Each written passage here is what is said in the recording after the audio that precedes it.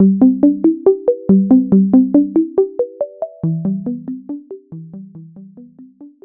disagree with your teenager at least once a day, you're not a very good parent. One of the things parents mess up on all the time is they don't read their kids' nonverbals. Yeah, because two angry people Yeah. causes more anger. Oh, So, sure it does. as you said, I like be the adult, learn to walk away and say, you know Oh, what, yeah. you're Yeah. angry right now. We'll talk about this later, because escalation just leads to more Oh, escalation, sure. right? And Because, if you share your feelings with them, you're increasing the chances that they will share their feelings with you. As a people, we don't talk about feelings very much. We just don't. I don't. We're just not. We don't talk about, and it's even harder to talk about feelings when you're 45 and your kid is 16. welcome to the Just Separated podcast. Hi, I'm Karen Oman, a thanatologist, grief counselor, divorce strategist, and co-author of the Just Separated workbook. I draw on years of personal and professional experience to guide you through the challenges of your divorce. Together, with our expert guests, we'll equip you with the clarity, resilience, and tools to take charge and move forward with confidence. Follow Just Separated and join us as we explore the many different facets of divorce. Welcome to the Just Separated podcast. My name is Karen Oman, co-host of Divorce Workshop, and today we're going to talk about the do's and don'ts when communicating with your children and divorce with our expert guest, Dr. John Berrens. Dr. John Berrens is a recently retired PhD-level school psychologist and a certified school counselor who spent the majority of his 40 years working as a school counselor in the school counselor office with junior and middle school students. Based upon years of working with young people in groups or individually, John wrote My Name Is, which consists of 7 short stories inspired by teens from divorce, separated, or single-parent families. Over the years, numerous students have expressed loneliness, feelings that they were the only ones who had experienced this type of family trauma, feelings that no one paid attention to what they were experiences as a result of their family situation. Welcome, Dr. Berrens, to the Just Separated podcast. Glad to be here. So from your experience, since we're talking about communications do's and don'ts, which we already know that for a lot of parenting, co-parenting becomes a big adjustment, but what are some of the don'ts that you see that we can fix for co-parenting? Okay. Well, I think, first of all, and I'm going to talk a little bit more about the middle school through high school age kids, although they certainly apply to the youngsters, the younger kids also. But I think parents really have to take into consideration the developmental tendencies of youngsters who are 6th grade through high school. Because when you think about that age, you have to talk to them and interact with them somewhat differently than you do your 4 or 5 or 8 or 9-year-old. Because just think about high school, or even, and it kind of starts, some kids, this kind of stuff kind of starts in 6th, 7th grade. Sometimes it's a little bit later. Occasionally it's a little bit earlier, but we'll kind of use 6th, 7th grade as kind of the launching pad, so to speak. And, when you think about that age group of kids, they're kids who are just trying to figure out where they fit.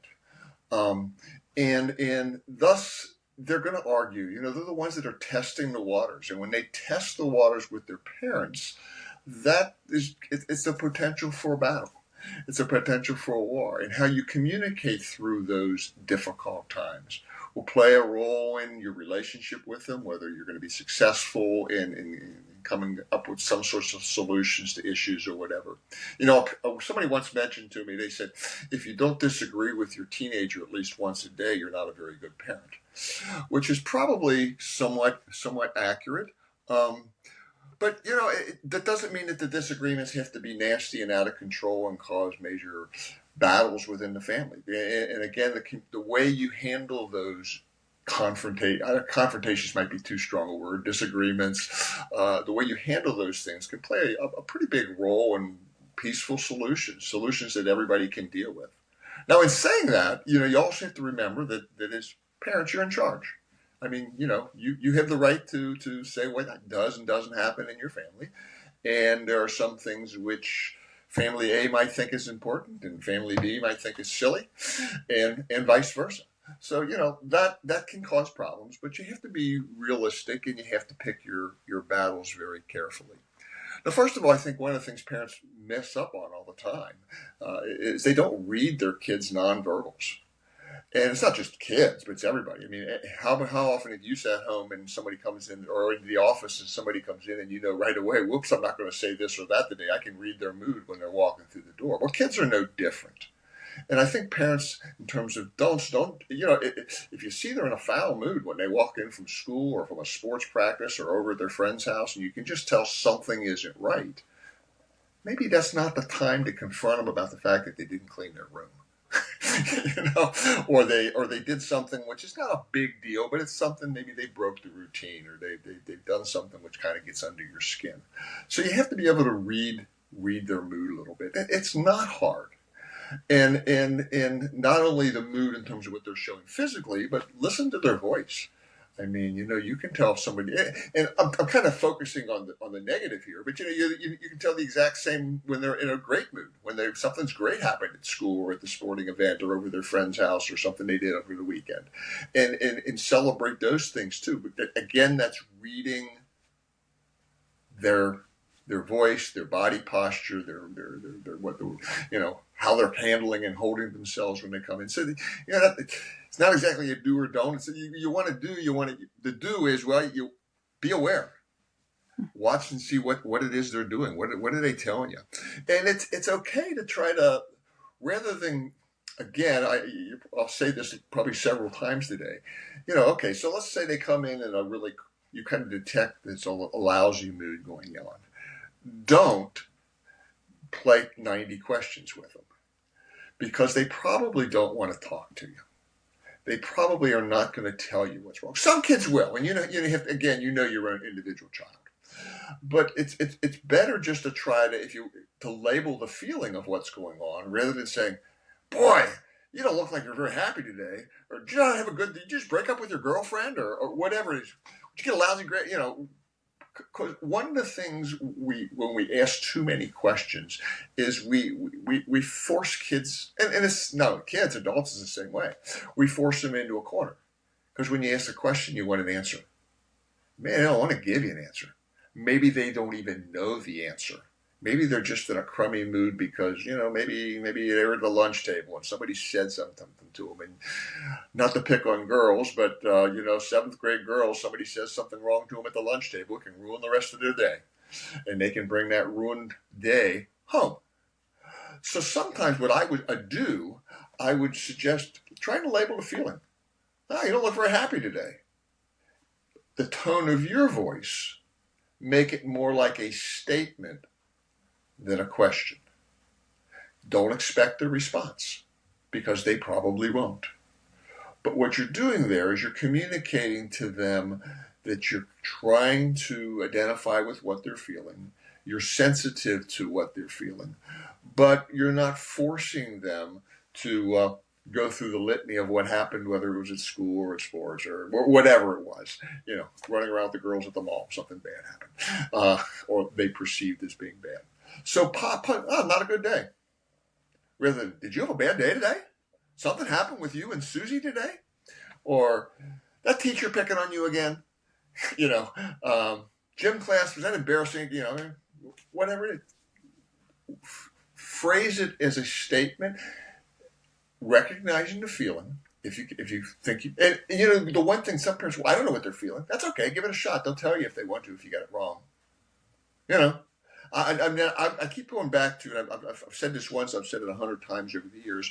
When I was an undergrad at Thomas More College over in Kentucky, there was this counseling course that I took, which was taught by a licensed psychologist that ran one of the mental health units in northern Kentucky, right across the river from Cincinnati, that is.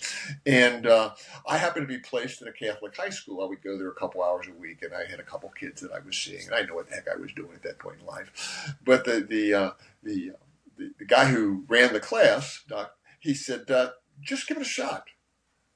Say what you're thinking they're feeling. If you get it wrong, they'll tell you. He says, if they're really having a bad day, you're probably not going to make it any worse than it is. So don't worry about upsetting them, because they're already upset. Now, again, the flip side of that coin is don't just say those things when something bad's going on, when you see them coming in a lousy mood. Too often we forget to compliment our kids, or even compliments, maybe not the only word, maybe sharing with their joy or excitement about, hey, you had a good game today, eh? Sharing the fun when you see they're in a good mood. Because again, thinking back to teenagers tend to think that we're picking on them as adults, and the less it seems like we're picking on them, and the more we can kind of share their joy or their excitement or whatever it is they're doing, that's a good thing. And if you can share more of their joy and excitement with them, you're probably increasing the probability that they will share things with you when they're not having such a good time, when something is bugging them or they got screwed at something at school. I mean, the kids, everything isn't perfect. They might have gotten legitimate. They might have a very legitimate reason for being angry or mad or sad or scared or whatever it is they're feeling. So recognize it. But they're more like if you've got a good relationship with them and you pat them on the back for the good things that they deserve to be patted on the back for, or you're just curious about the good things and you show interest in the things that they're excited about, you're increasing the probability that they'll share some of the things which they're not so likely to. And again, I think there's differences between boys and girls. Boys don't talk as much. They keep it inside. I mean, I can tell you from when I ran divorce groups. Girls did most of the talking, way more than the boys for the most part over the years. And when I would run a group, and let's just say, for example, I would have 10 kids in the group, I'd have 8 girls and 2 guys. And sometimes it was 10 girls and no guys. They talk more, they share their emotions more. So, don't be surprised if Joe doesn't want to tell you anything, but his sister Sue will. Because a little bit of that is it's just the differences between boys and girls, teenage boys and girls. Another do and don't, and I think you have to be really. This is tough, and it's how do I say it? It's we treat kids when they're teenagers like little kids some days and like adults the next, and sometimes it's in the way we communicate with them. We get mad at them because of some little silly thing they did, and then we expect them to do something very responsible the next day. And they feel torn sometimes between, okay, mom and dad, am I an adult or am I a kid? They won't say that. They might not even recognize it in their heads, but that can be what they're going through, and thus they don't know how to deal with you. Mom, yesterday we had this great time. We did this thing together, and now you're yelling at me for something, or you won't let me do this thing that all my friends are allowed to do. Because now we want to treat them like a little kid again. And kids tell me that all the time. I can't. I can tell you myself, having experienced that a little bit as a teenager, because I was 6'2" going into high school, skinny as a rail, but I was 6'2". And I'm convinced, especially because I was almost that height in 8th grade, I'm convinced that I had some other responsibilities set upon me at times because I looked more mature than most of my peers. I mean, I was shaving sophomore year, and so some people just equated that with being a bit more mature. Was I more mature? Heck no.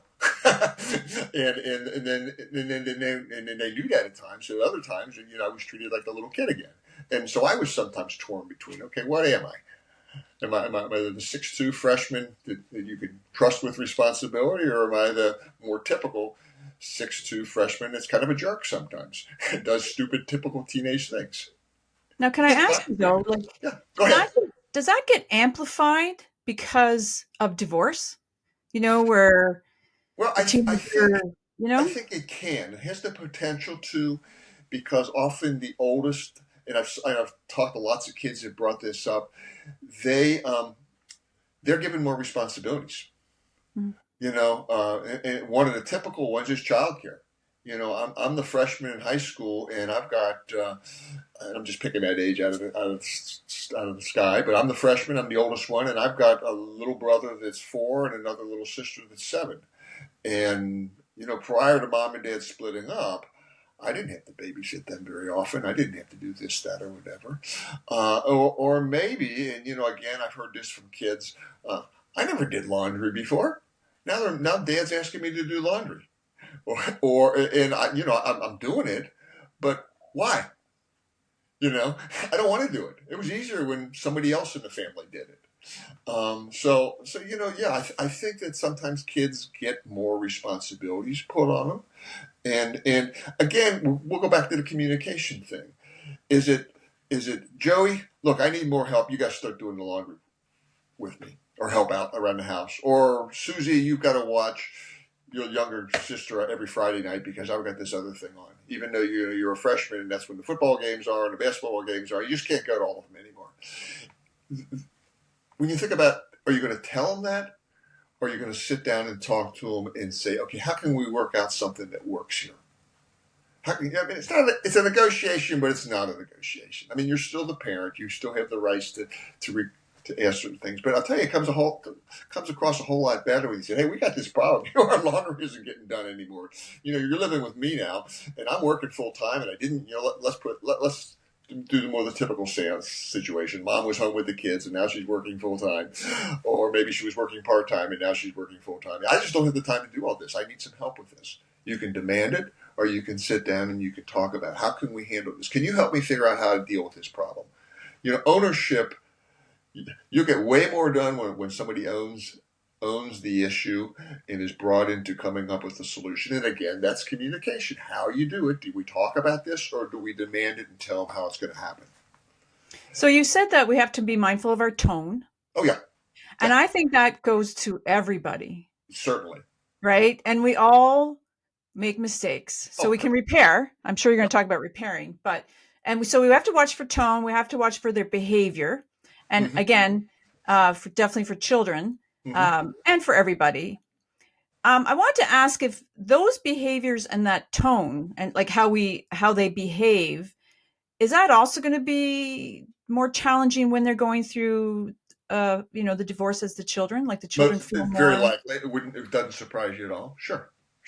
Because you when a divorce occurs, you've upset their apple cart also. They've got to adapt. And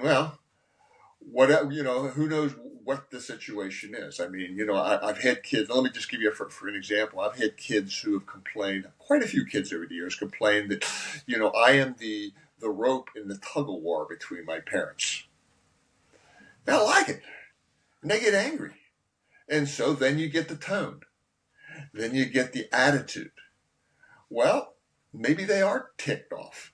Maybe they are frustrated because mom's pulling this way and dad's pulling this way, or the other one is, which kind of goes along with being the rope in the tug of war, is the mailman. We all talked about you're the mailman.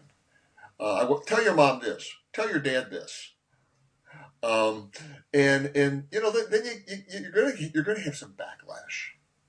Yeah, I mean, why wouldn't you? I don't want to be that. I don't want to be the mailman between two people that aren't getting along anymore. So then when you have the backlash, sometimes you see the revolt, sometimes you see more behaviors, which we never saw that before. What's wrong with him or her? Well, maybe him or her isn't a happy camper right now. Maybe him or her is trying to find something to latch onto. So it's sometimes kids will maybe purposely, I don't know the word I want to use, but they'll latch on to kids who they know mom and dad would not approve of as their friends. And that's just that can be a little bit of a rebellious act on their part. Do things which they knew they never would have done before, but now they're doing it because they're just angry and they want to do something. They want to feel important. Maybe these other kids make them feel important. Who knows what it is. I guess there's a gazillion reasons as to why kids do that. But yeah, you see behavior changes. And then, the problem with that is, and then mom or dad react, and then you get this battle going on again. And one of the things I think mom and dads have to really realize, also not realize, but remember, is that just because your son or daughter comes home and you have to confront them about something, you're trying to have a conversation, and they get all emotional and yell and scream at you, maybe cuss at you, they've never cussed at you before. Okay, just because they do it doesn't mean you have to do it. Good point. Cool your jets. Let them get it out. Doesn't mean that sometimes there might not need to be a consequence depending on what happened, but don't make a mountain out of a molehill.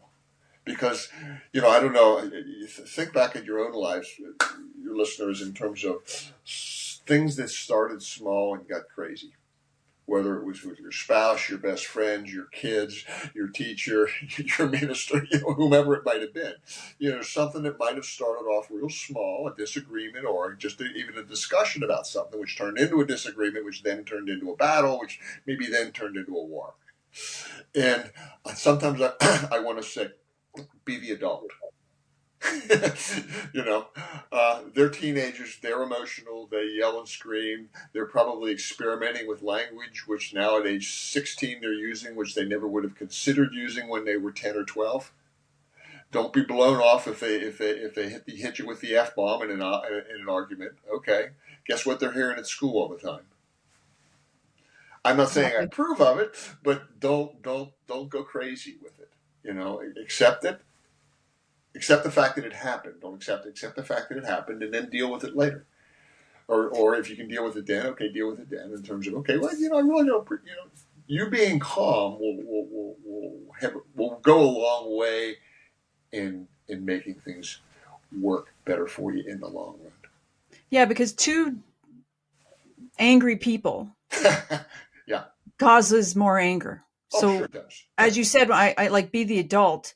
Learn to walk away and say, you know what, Yeah. you're angry right now. We'll talk about this later, because escalation just leads to more escalation, sure. right? And well, what this might sound kind of silly to you, but I've told parents in the past, when you're ready to blow and you think you can't take anymore, go to the bathroom, shut the door. If you need to sit in there for 15 minutes, sit in there for 15 minutes. Nobody's going to bug you in there. Flip the latch so they can't come in. Even if they want to stand outside the door screaming, tell them you got to go to the bathroom even if you don't. It's a nice little place to go and allow things to simmer down a little bit. And the thing is, it's a really good a tip, because when you're going through that acute part of that divorce process, that you can be pretty heightened emotionally yourself. Certainly. Right? And so it's best that you remember that and try very hard not to take your frustration, if your kid comes home frustrated or angry, to not take your frustration back out on the children, right? Because that's where a lot of bad friction happens. Yeah. And you mentioned, you're kind of wound up or having issues because of the divorce stuff that's going on, or separation, whatever. Talk with them about it. And when you talk with them about it, it's really, really important that you don't beat up your spouse or former spouse. I mean, you want to get your kids mad at you, because even though I'm just going to throw an example here. Let's say kids are living with dad most of the time. Let's say it's shared custody. They go back and forth on however that's set up, and the kids really like mom a little bit more than maybe they do dad. Maybe they just get along better with mom than they do dad. And mom and dad are still having issues with each other. Don't bad talk mom in front of the kids. If you have your issues with mom, deal with mom. Don't make your kids your confidant or your counselor if you're mad at the other spouse, whether it's the mom or the dad who's ever doing it. You want to get them angry at you? That'll do it. You want to get them to really dislike you? That'll do it. That'll bring them back to the parent who maybe they prefer to hang out with a little more.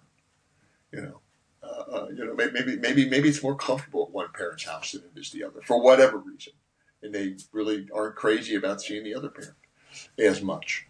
Don't badmouth. And that kind of gets back to that post office game, or the tug of war game. That's all part of that, kind of all wrapped up together, and how that works with the youngsters. But again, talking calmly, keeping your own cool, put a check on your own emotions. And that's when I use the bathroom thing. Sometimes you just need to do this. Sometimes parents need to think, okay, what happened? And sometimes parents, another thing which another do sometimes for some parents, this won't work for all, but some parents, after you have that, and maybe a legitimate concern with your kid that maybe got out of control, maybe afterwards, after you calm down, you need to sit down and pull out a piece of paper and say, what went right and what went wrong? Maybe Draw a line down the middle, the rights and the wrongs. What was I trying to accomplish? What did we accomplish? And sometimes in doing that, if you are honest, you have to be honest, you might find out that maybe you're a big part of the problem. Maybe you didn't handle this so well. How would I handle this next time? Because they're teenagers. There's going to be a next time. It might be tomorrow. What can I do? What could I have done differently? Rather than just going to the kitchen and opening another bottle of wine and getting another glass, because I'm so angry right now. I just need a glass of wine.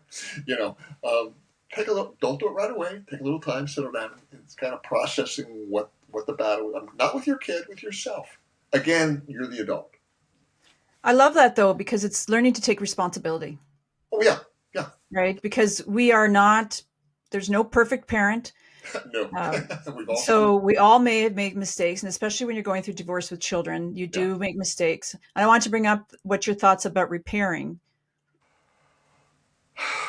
Define repairing for me. So you got angry and you yelled or you said something toward your child, and then your child and you. So you just have one of those things where you didn't go to the bathroom and lock yourself in the door. You went at it and you shouldn't have. You both were hypervigilant and you're upset, and you sit and reflect and you go, oh dear. And you write your thing where you did, you write the exercise, go, oh boy, that was really uncalled for a bit. I think I should repair. I should go talk to my child and say, you know what, mommy, dad didn't mean to say that. And I'm stressed. Something like that. I think the big thing is honesty. Have that conversation with them when the waters have cooled, when the time seems right, but be honest. And there's and part of that honesty, not only in terms of I shouldn't have said this or I shouldn't have did that or that statement was uncalled for by me.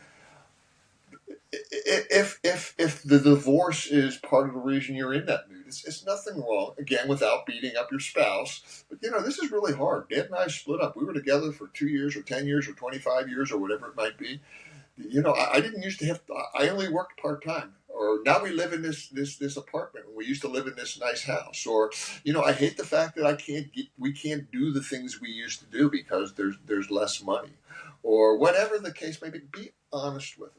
And again, calmly. And I know nothing wrong with saying, I know you don't quite get this, but I'm going through a lot of stuff too, and we got to work through this together. And it ain't easy. And be honest, we're probably going to have more fights down the road. We're going to have more arguments, but let's just try to be cool about it. Not cool, but let's try to keep our cool. That's the word I should have used. And just sit down and try to talk honestly with them about what you're feeling. Because if you share your feelings with them, you're increasing the chances that they will share their feelings with you. I love that. We don't, as a people, we don't talk about feelings very much. We just don't. I don't. We're just not. We don't talk about it. And it's even harder to talk about feelings when you're 45 and your kid is 16. We're on different planes. We got different interests. We're coming at life from a different perspective. But a statement which I used to use when I used to run some of these parenting courses years ago, and it was, I feel blank because blank. Good. It's kind of simple. I feel upset because you're always talking about all the great things you do when you're at Dad's house, and I'm sorry I don't have the money to do all those things. I wish I did. I feel sad. Grandpa died, and he was a great guy, but he's on Dad's side of the family, and I have a hard time meeting with all those people at the funeral. And I know you're mad because we left the funeral real quick, but I don't know how to handle that. And I feel this way, whatever the word may be. It can be all sorts of stuff, but it's a simple little statement. I feel blank because blank. And the because doesn't have to be some long, lengthy, discombobulated story. Keep it simple. But that could be used for everybody. Everybody. Oh, yeah. Everybody. Certainly. Oh, yeah. Certainly. Yeah. All these things which we're talking about, it doesn't matter whether it's kids or adults, but I think sometimes we have an easier time using them with adults than we do with kids. And it's, there's a power thing with kids, We're here and they're there. Mm-hmm. They're not our equals. We can still say, look, you've got a curfew. It's 11 o'clock at night on weekends or 11:30 or whatever you think is appropriate. but there's a way to work that out rather than this is the way it's going to be. Right. You know, Doesn't and I doesn't think a go very lot of, far. and again, if we've both thrown back and forth, when there's the extra tension involved at the time because a divorce is going through, it makes it harder. And if you screw up, you screw up. Tell them you screw up. That's the repair part, I think, which you're Mm-hmm. referring to. Yeah, we all screw up. You know, there's nothing wrong with being wrong. You know, we all are. Okay, how can I fix this up? You know, This is so much information, Dr. Berrens, oh, like incredibly useful. I hope so. Before we talk about your book, I just want to. I always ask this last question for all of our guests. For someone who is just separated, Mm-hmm. whether they left or were left, doesn't matter. What advice would you give them to help them navigate those overwhelming early days? Well, I, I'm going to circle back and get back around, and that is keep lines of communication open with your kids. Accept what you're feeling, accept what you're going through.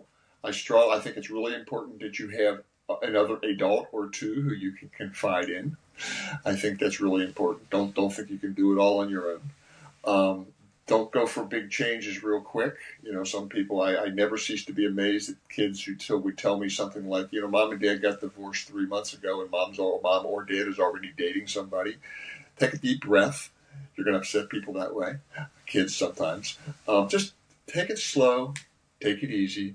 Listen to your kids. Tell your kids how you're feeling about stuff. I know, this is all new to me. I don't know what's going on. So I realize, guys, that some days I'm in a good mood and some days I come home from work and I'm exhausted and blah, blah, blah, blah, blah happens. I don't always mean for that to happen, but this is a total new ball game for me. And the mom or the dad could be saying that because it can happen to either or both of them. You know, I just think that's in the new, and when it's new, you're really trying to navigate the waters. I mean, this is totally new for you. You've never done this before. Rely on your friends, but not just your friends that are just going to take your side. Find some friends that are going to try. You know, I hope everybody has a friend that's going to be able to kind of see the big picture, shall we say? Because you know, there's my experience with a handful of people that do my friends and that who have been divorced. You know, there are two sides to every story, and sometimes you have to rely on friends who can be honest with you about what the heck's going on. Yeah, Does that make any sense to you? it makes perfect sense. Makes perfect sense. So tell me about your book that's available online, Yeah, available well, the on book, Amazon. just happen to have one here. The book is My Name Is, and it's really it's based on the many kids I saw individually, more of those so in groups, who came from divorce, separated, single parent families. The book does consist of 7 short stories. They're all teenagers ranging from, I think, 8th grade through high school, all telling their family situation in a flashback fashion. I would love to tell people that these are happy stories. They aren't. Some of them are somewhat tragic. I had a doctor friend of mine who read the book not long after it was out, and he happened to be a pediatrician, so he worked with kids, and he said I could only read one story a night because they brought back too many memories of too many kids I worked with. Then he went on to say also this is a great book. I would be using it in my practice if I wasn't retired. But it's designed, you know, so kids do see that there is other people other youngsters, other families that have gone through the same things that they've gone through. Some kids who have read the book have told me the kids in your book have it way worse than I had it. You know, so that's another thing to see. I've had people tell me that, you know, I kind of learned a few ideas of how the kids coped, the characters in the book coped, and I've tried a few of those ideas, tried some of those things, and they kind of work or don't work or whatever. For parents that read it, and I'll be honest with you, the vast majority of the books I have sold have been sold to adults. Even though when I wrote it, I'm thinking this is going for teens. I think a lot of the adults have bought them for teens. A lot of them have told me, I'm buying this for my kid, I'm buying it for my niece, I'm buying it for my grandchild, whatever. But a lot of adults have told me that, you know, in reading the book, they often the light bulb went on to, oh, my kids went through this, I had no idea. Because some kids, and I think again getting back to the whole teenage age, and I'm going to get even more so with boys. They shut the wall. They put the wall, and nobody knows what they're feeling. Nobody knows what they're going through. So in that respect, that has helped. And the other thing which I'm really excited about, besides the book, is I have turned the book into a play. And the play consists of, it's a divorce group taking place in a high school. It's all the characters from the book. The only difference is I had to make all the characters the same age, so they're all seniors in high school. And one of the stories in the book, I'm not going to tell you a whole lot about the story, but one of the stories is a young lady named Natalie, and let's just say Natalie's a little rough cut. And Natalie, we'll just say she was abused, and we'll leave it at that. But in the end, in the play, it comes out that Natalie reveals to the other members of the divorce group. One of them says something like, "Well, you just seem really disappointed." And Natalie says, "Yeah, there's one person in particular who I'm disappointed in." And the person says, "I bet it's your mother," because she was living with her mother. And Natalie says yes, and then she goes on to say, and I don't have the exact words, but it's like, "Mom never understood what I was going through. A couple months after this happened, Mom kept saying, 'Come on, Nat, get out of it. This happened a long time ago. You should be out with your friends now.'" And she said she just never understood the depression I was going through. And that was, again, since we're talking about communication here for our little chat here, is that Mom never communicated with the youngster. Now, Mom was telling the youngster, this Natalie character from the play, how she should feel. "Nat, you should be done. This guy, he's never going to be around again. Don't worry about it. Things are great. Life is good." And that life wasn't good at that point in time. For the first several years after the incidents occurred, which caused her to get in the divorce group. Yeah, this sounds wonderful. And I think what I really love about your work is that you're putting something that doesn't get talked about enough and addressed enough, right? About we all just seem to go to lawyers, and that's great. That's one aspect of divorce, but there's so much more. And this is why everyone should go get this book who has tweens or teenagers or young adults. Yeah. It's on Amazon, and the theater sounds awesome. I look forward to getting more information about that. Well, right now it's out there in the hands of several theater people. And a couple of them have gotten back to me already, and I got nothing but thumbs up. Of course, they had a couple suggestions, which were good suggestions, and I'm waiting for it to get back from a couple other theater people. Then we go to step 2 of, okay, how can we get this thing out there? Yeah. But for me, it's really exciting. I long to be standing in the wings of a theater someday and watching the kids put this on. And what a better way for them to learn. Well, and that's it. And I have two agendas with the play. One is the same as the book. Get kids out to see that they're not alone. Get the kids to see what other kids go through, et cetera, et cetera. And actually, the play was easy to write. The conversations was fun. I wrote the thing in a couple months, and that was with numerous rewrites. But my hidden agenda for the play is to kind of poke the bear, meaning poking the places where kids go to school. Do they have these kind of groups? And my experience here in Cincinnati is that there's probably more of that stuff going on in the private schools where there's a better student counselor psychologist ratio than it is in the public schools. And I'm not beating up on the public school counselors at all, but there's a higher student counselor ratio, and they're very busy with college and credits and all that kind of stuff. And not that they don't want to do these things. I think it's usually a time issue for them. I would love nothing more than have some kid watch this play and the next day their mom calls school and say, "Hey, do we have anything like that going on at my high school, at my kid's high school?" Yeah. That's kind of a hidden agenda. We've also thought about putting a kind of a discussion guide. If the play really comes to be, which I'm hoping it does, and we get it out there, I was thinking we'll probably write some sort of a discussion guide to go to the schools after they see it, if they're interested. Mm-hmm. Mm-hmm. This is great. You'll have to come back on. Oh, I'm and let looking us forward know to how it goes. Let's know how it's going and where it is and how Yeah. people can see it and stuff. I'm hoping that within the next month I can take it the next step up the ladder. And there's an organization in Cincinnati called Cincinnati Young People's Theater, and I happen to know a couple people that work there, and that's where we take it next. Awesome. I look forward to hearing about it, and love to have you back on, of course, because you have a wealth of understanding and knowledge and expertise when we're dealing with our children. I always enjoy these meetings. They're fun. I look forward to them. All right. Thanks, Dr. John. Okay, great. Have a great one. Thank you for joining today's discussion with our divorce expert. Check out the show notes for more about our guest. If you're finding value in our podcast, follow us on Spotify, Apple Podcasts, and our YouTube channel at Divorce Workshop. Share your questions, comments, or guest suggestions. We'd love to hear from you. For a comprehensive divorce guide, check out our Just Separated workbook on Amazon worldwide. This workbook covers everything from emotions and co-parenting to finances, legal insights, and recovery. A must-have for anyone navigating separation or divorce.